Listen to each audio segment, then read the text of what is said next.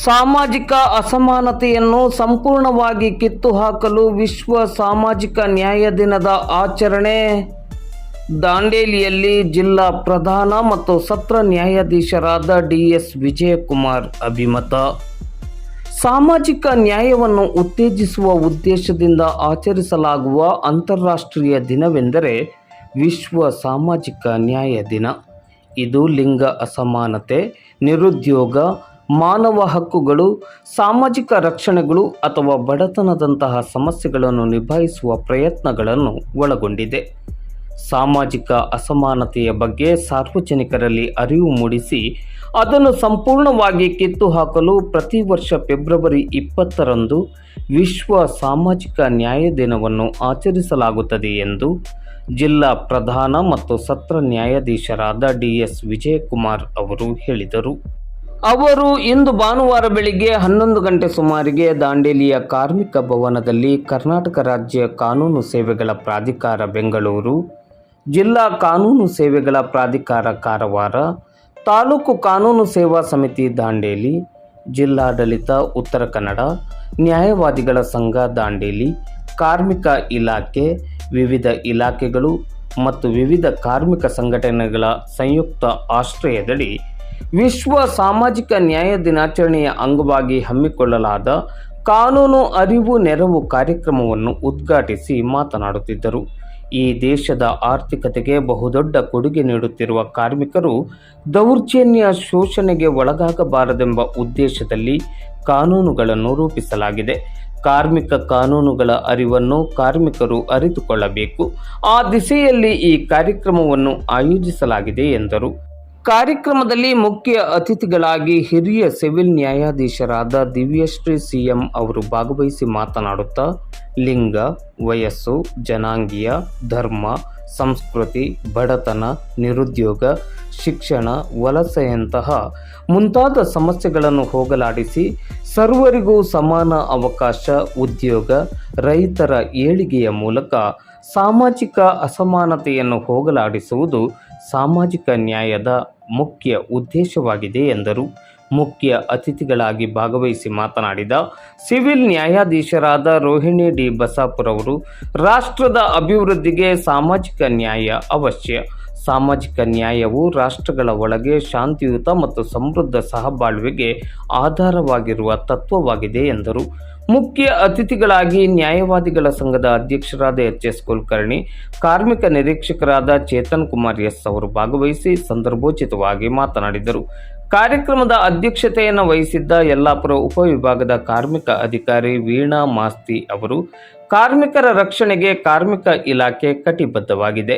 ಕಾರ್ಮಿಕರನ್ನು ಆರ್ಥಿಕವಾಗಿ ಸದೃಢರನ್ನಾಗಿಸಲು ಕಾರ್ಮಿಕ ಇಲಾಖೆ ಹಲವಾರು ಉಪಯುಕ್ತ ಯೋಜನೆಗಳನ್ನು ಅನುಷ್ಠಾನಗೊಳಿಸಿದೆ. ಇದರ ಲಾಭವನ್ನು ಕಾರ್ಮಿಕರು ಪಡೆದುಕೊಳ್ಳುವುದರ ಮೂಲಕ ಆರ್ಥಿಕವಾಗಿ ಸದೃಢರಾಗಬೇಕೆಂದು ಕರೆ ನೀಡಿದರು. ಕಾರ್ಯಕ್ರಮದಲ್ಲಿ ಉಪನ್ಯಾಸಕರುಗಳಾಗಿ ಹುಬ್ಬಳ್ಳಿಯ ಹಿರಿಯ ವಕೀಲರುಗಳಾದ ಆನಂದ್ ಪಿ. ಸವದಿ, ಕಲ್ಪನಾ ಮಡಿವಾಳ್ ಮತ್ತು ದಾಂಡೇಲಿಯ ಹಿರಿಯ ನ್ಯಾಯವಾದಿಗಳಾದ ಎಂ.ಸಿ. ಹೆಗಡೆ ಅವರು ಭಾಗವಹಿಸಿ ಕೈಗಾರಿಕಾ ವಿವಾದ ಕಾಯ್ದೆ, ಕನಿಷ್ಠ ವೇತನ ಕಾಯ್ದೆ ಮತ್ತು ಇತರೆ ಕಾರ್ಮಿಕ ಕಾನೂನುಗಳ ಬಗ್ಗೆ ಉಪನ್ಯಾಸವನ್ನು ನೀಡಿದರು. ವಕೀಲರ ಸಂಘದ ಅಧ್ಯಕ್ಷರಾದ ಎಚ್.ಎಸ್. ಕುಲಕರ್ಣಿ ಅವರು ಸ್ವಾಗತಿಸಿದರು. ನ್ಯಾಯಾಧೀಶರಾದ ರೋಹಿಣಿ ಡಿ. ಬಸಾಪುರ್ ಅವರು ವಂದಿಸಿದರು. ನ್ಯಾಯವಾದಿ ರಾಘವೇಂದ್ರ ಗಡೆಪ್ಪನವರ್ ಕಾರ್ಯಕ್ರಮವನ್ನು ನಿರೂಪಿಸಿದರು. ಕಾರ್ಯಕ್ರಮವು ಇಂದು ಭಾನುವಾರ ಮಧ್ಯಾಹ್ನ 2 ಗಂಟೆ ಸುಮಾರಿಗೆ ಸಂಪನ್ನಗೊಂಡಿತು.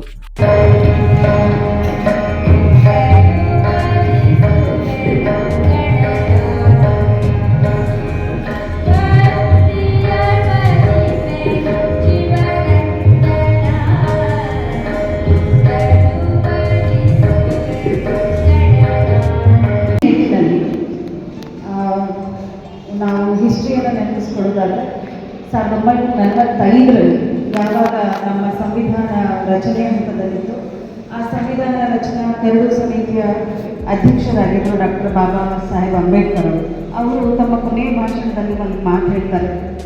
ನಮ್ಮ ಸಂವಿಧಾನ ಯಾವಾಗ ಸಾರ್ಥಕತೆಯನ್ನು ಪಡೀತದೆ ಅಂದರೆ ಸಮಾಜದ ಎಲ್ಲ ವರ್ಗದ ಜನರಿಗೂ ಸಮಾನವಾಗಿ ಅವಕಾಶ ಸಿಕ್ಕಾಗ ಮಾತ್ರ ನಮ್ಮ ಸಂವಿಧಾನದ ಸಾರ್ಥಕತೆಯಾಗ್ತದೆ ಅಂತ ಹೇಳಿ, ಆ ನಿಟ್ಟಿನಲ್ಲಿ ನಮ್ಮ ಸಮಾಜದಲ್ಲಿ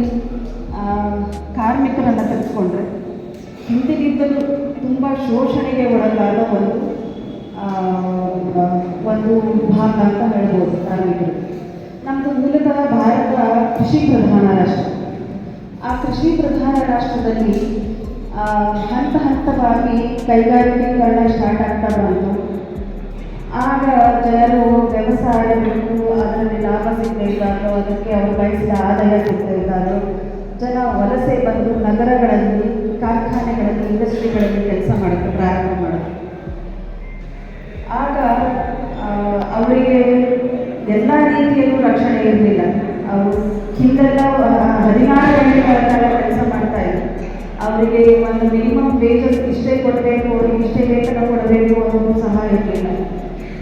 ಅವರಿಗೆ ಶೋಷಣೆ ತುಂಬ ಆಗ್ತಾ ಇತ್ತು, ರಜೆಗಳಿರ್ತಾ ಇರಲಿಲ್ಲ. ಈ ಥರದ್ದೆಲ್ಲ ನೋಡ್ಕೊಂಡು ಬಂದು ಅವರು ಕೊನೆಗೆ ನಿಧಾನವಾಗಿ ಹೋರಾಟ ಮಾಡಲಿಕ್ಕೆ ಶುರು ಮಾಡಿದ್ರು. ಯಾವಾಗ ಮೊದಲನೇ ಮಹಾಯುದ್ಧದ ನಂತರ 1914-19 ಅದರ ನಂತರ ನಮ್ಮ ದೇಶದಲ್ಲಿ ಯಾವಾಗ ಸ್ವತಂತ್ರ ಹೋರಾಟ ಶುರುವಾಯ್ತಲ್ಲ, ಜೊತೆಯಲ್ಲಿಯೇ ಕಾರ್ಮಿಕರ ಹೋರಾಟ ಕೂಡ ಸ್ಟಾರ್ಟ್ ಆಯಿತು.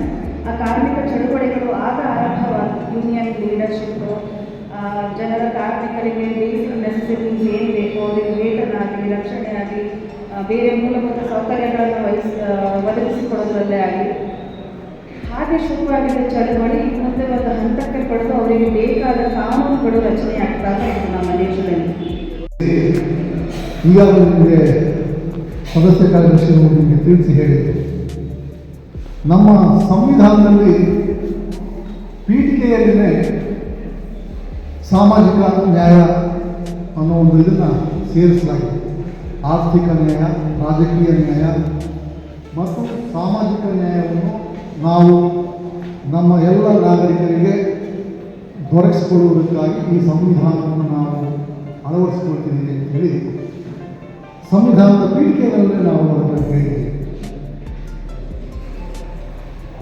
ನಾವು ಹಲವು ಬಾರಿ ಈ ಸಾಮಾಜಿಕ ನ್ಯಾಯ ಅನ್ನೋ ಪದನ ಪೀಠಿಕೆಯಲ್ಲಿ ಸೇರಿಸಿದ ಬಗ್ಗೆನೇ ಅದರ ಅವಶ್ಯಕತೆ ಇರುತ್ತೆ ಅನ್ನೋ ಒಂದು ಚರ್ಚೆ ಮಾಡುವುದು ಸಹ ನಾವು ಕೇಳಿದ್ದೀವಿ. ಆ ಪದ ಸಂವಿಧಾನಕ್ಕೆ ತಿದ್ದುಪಡಿ ಮಾಡಿ ಅಲ್ಲಿ ಸೇರಿಸುವ ಅವಶ್ಯಕತೆ ಏನಿತ್ತು ಅಂತ ಹೇಳಿ ಇತ್ತೀಚೆಗೆ ಆ ಬಗ್ಗೆ ನಮ್ಮ ಹಿಂದಿನ ಮಾನ್ಯ ಸರ್ವೋಚ್ಚ ನ್ಯಾಯಾಲಯದ ಮುಖ್ಯ ನ್ಯಾಯಮೂರ್ತಿಗಳಾದ ಈ ಬಗ್ಗೆ ಹೇಳ್ತಾ ಸಾಮಾಜಿಕ ನ್ಯಾಯ ಎಂಬ ಪದವನ್ನು ಪೀಠಿಕೆಯಲ್ಲಿ ಸೇರಿಸದೆ ಹೋದರೂ ಸಹ ನಮ್ಮ ಸಂವಿಧಾನದಲ್ಲಿಯೇ ಎಲ್ಲ ಕಡೆ ಆ ಸಾಮಾಜಿಕ ನ್ಯಾಯ ಅನ್ನೋ ಒಂದು ವಿಷಯವನ್ನು ಆಧಾರ ಮಾಡಿಕೊಂಡು ಅದನ್ನು ರಚಿಸಲಾಗಿದೆ. ಹಾಗಾಗಿ ಪೀಠಿಕೆಯಲ್ಲಿ ಸಾಮಾಜಿಕ ನ್ಯಾಯ ಅನ್ನೋ ಪದವನ್ನು ತಿದ್ದುಪಡಿ ಮಾಡಿ ಸೇರಿಸಿದ್ರು ಸೇರಿಸದೆ ಹೋದ್ರೂ ನಮ್ಮ ಸಂವಿಧಾನದಲ್ಲಿ ಈ ಸಾಮಾಜಿಕ ನ್ಯಾಯ ಅನ್ನೋ ಒಂದು ಮುಖ್ಯ ಭಾಗ ಆಗಿದೆ ಅಂತ ಹೇಳಿ ಒಂದು ಸ್ಪಷ್ಟನೆ ಇದೆ. ನೀವು ಆ ಬಗ್ಗೆ ನಮ್ಮ ಸಂವಿಧಾನವನ್ನು ಸ್ವಲ್ಪ ಗಮನಿಸಿದರೆ ಗೊತ್ತಾಗುತ್ತೆ. ನಮ್ಮ ಸಂವಿಧಾನದಲ್ಲಿ ರೈಟ್ ಟು ವರ್ಕ್ ಅನ್ನೋದನ್ನು, ಕೆಲಸ ಮಾಡುವ ಹಕ್ಕು ಅನ್ನೋದನ್ನು ಮೂಲಭೂತ ಹಕ್ಕನ್ನಾಗಿ ನಿರ್ದಿಷ್ಟವಾಗಿ ಪರಿಗಣಿಸಿದೆ. ಆದರೂ ರೈಟ್ ಟು ಲೈಫನ್ನು ವ್ಯಾಖ್ಯಾನ ಮಾಡ್ತಾ ಮಾನ್ಯ ಸರ್ವೋಚ್ಚ ನ್ಯಾಯಾಲಯ ರೈಟ್ ಟು ಲೈವ್ಲಿಹುಡ್ ಸಹ ರೈಟ್ ಟು ಲೈಫ್ನಲ್ಲಿ ಸೇರಿಕೊಂಡಿದೆ.